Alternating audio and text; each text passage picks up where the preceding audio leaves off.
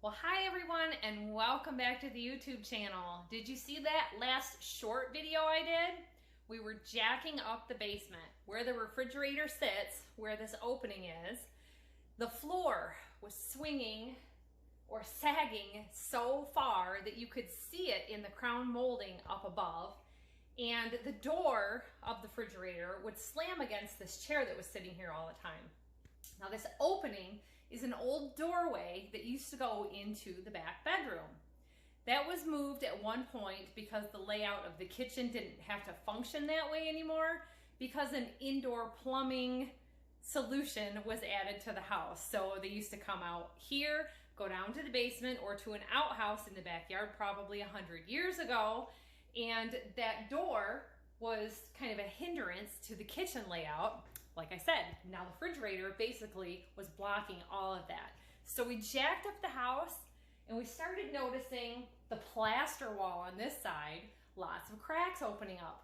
No big deal, they've been painted over before. You just carve them out with your utility knife and a blade, fill it back in and repaint it.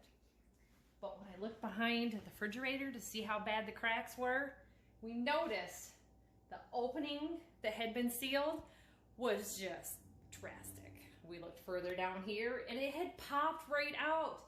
They put 1/2-inch blocks of wood in 6 spots and basically hung a piece of drywall like a poster. It only had 6 or 8 screws holding it in. No drywall tape. Drywall tape, whether it's this type that's actually paper or the fiber, helps seal those cracks. So husband just ran up to Home Depot. We're gonna put a new patch in and we're gonna do it the right way. So I just wanted to show you what happens when you move a wall. So all this plaster, this is called lath-in plaster. Some people say lap, it's L-A-T-H. It's little strips of wood with a layer of plaster over the top and then a skim coat that makes it similar or a finish coat. So our layers, many years of paint, it's flaking off a little bit. We want a good bond between the two surfaces. So I'm going ahead and peeling anything around the edges that I can. We're going ahead and cutting right in to any of the cracks like this. Sometimes you can see them a little opened up or not. So I'm going ahead and I'm opening them right up because it travels in between that lath, and sometimes it'll go up into sections. You're already mixing up the drywall mud. It is literally pennies.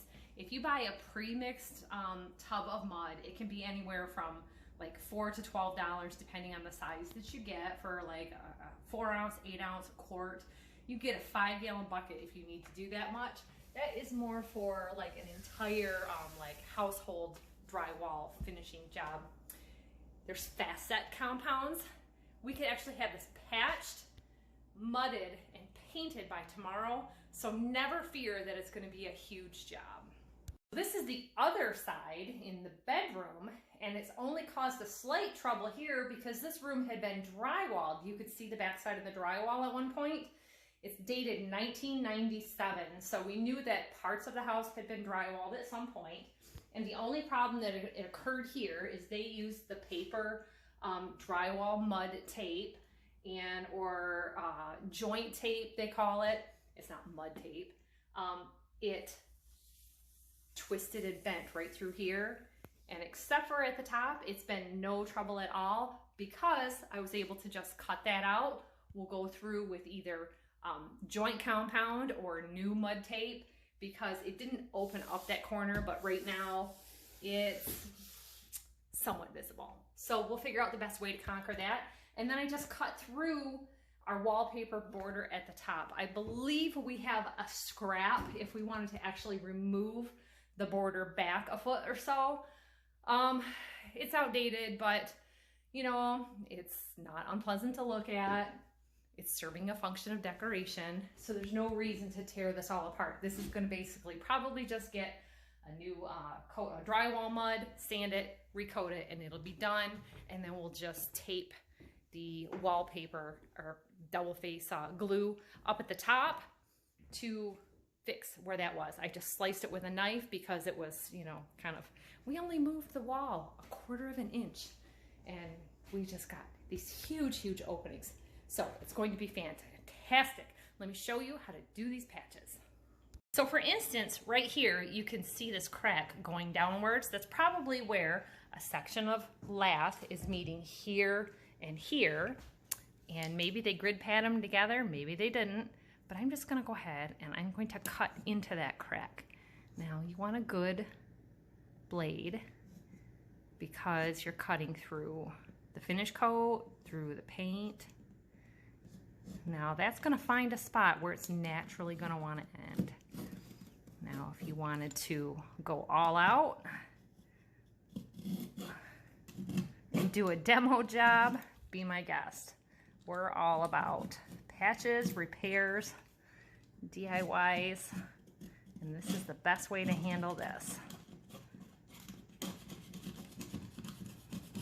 Now I'm just going to do the same thing on the opposite side.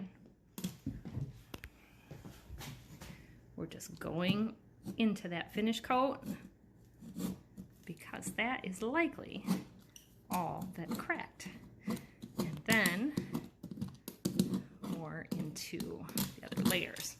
So after I've done that, I switch to a scraper and I hold it on an edge to kind of bevel that. See that? We're just carving that out. So I'm literally going through the room and doing this everywhere that is opened up like that, and you'll never see it. Now eventually, if this wall is a bank of cabinets, it wouldn't matter. But right now, it's not a bank of cabinets.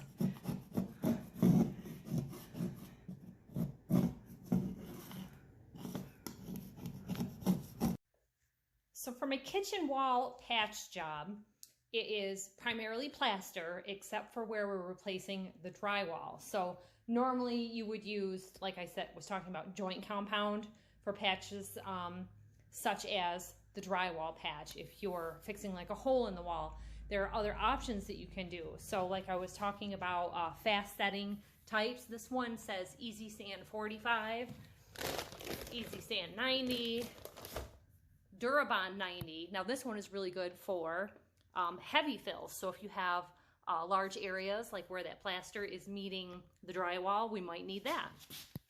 So pick the right product for the job.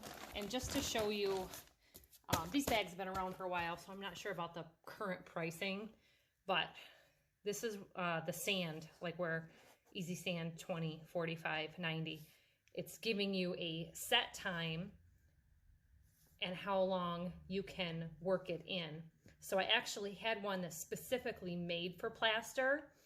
Most of these say patches, but that one specifically said plaster. However, there's only a 5-minute working time, but it sets up so fast, I can actually be sanding and painting today. So that's what we're looking for.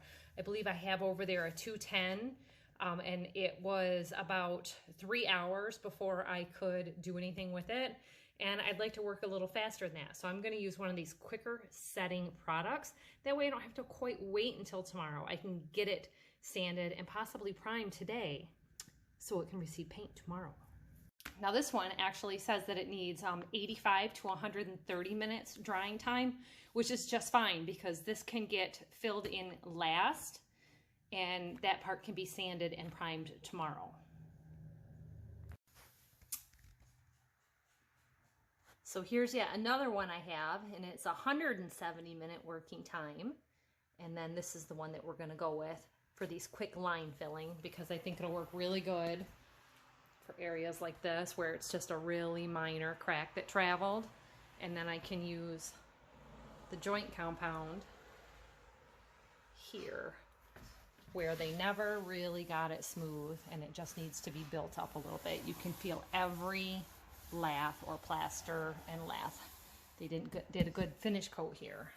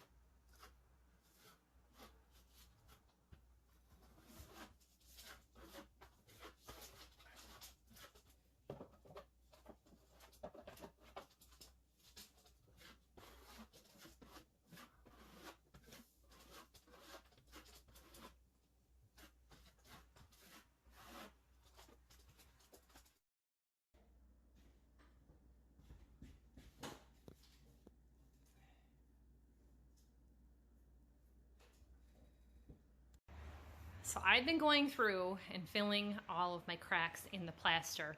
My husband is going around and making up for the depth that was wrong here with some scrap wood that we had and shimming it so that it's going to be just right. He's out there getting a piece made for the upper part right now and cutting the drywall. And I just wanted to note, in case you didn't see it, there is a piece here. That way you don't have any flex in the entire board. The way it was before, I said there was just a little bump out 1/2 inch piece here and here and here and around to the top. And then they just hung the drywall over the top of it. So this is going to be a much stronger repair.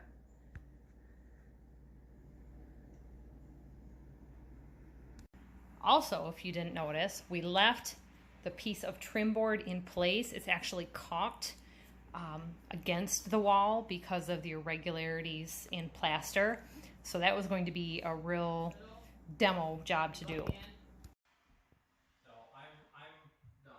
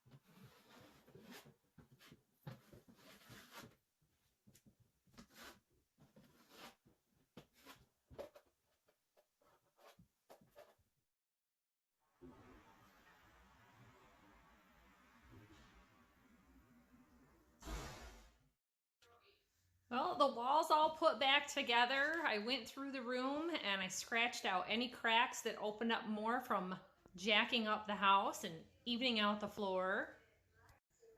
I've got a touch-up coat to do here and there in a couple of places because I went with a slightly darker color. You can see up here where it was a little thin, I was running out, so I'll hit that again. But the refrigerator door, I tested it, is not flying open the way it was from the floor being unlevel. Let's take you down to the basement. I always say one project leads into another. Husband decided we were going to paint the basement floor. We had a tenant years ago do latex wall paint, spraying it on everything, and areas of it had flaked and peeled. So all the walls up above got painted, and that's what really was bothering about the posts being there before. They just didn't look good. This one on this side had been rotted out because it was down into the dirt part of the floor. So all done up, supporting that wall. The previous one was only hitting on these two boards, and that upper wall is on this board. So we wanted to make sure that we were spanning all the boards, straightening that out. When he put the level on them, that's when we really noticed the difference in the height. But the whole room just looks so much better. Look at this. I'll see if I can dig out a previous of what the basement looked like before. We had a terrible old concrete sink over in the corner. The washer and the dryer were over here. There was a toilet up on a throne over there because the cast iron pipe was standing tall. And when they did that, they had taken out floor joists supporting the room up above right here so they wouldn't hit their head. And previously there was an old water softener set over here that was no longer usable and it was taken out. The home got a coat of paint, new basement windows that are just great, and it's looking better. So I got a couple of touch-up spots. The basement floors had 2 coats of paint. The landing needs another coat yet today so that it'll have time to harden, and then we'll start in on replacing the stair treads and adding some supports to the basement stairs here. So that'll be one of the next videos, doing stair risers.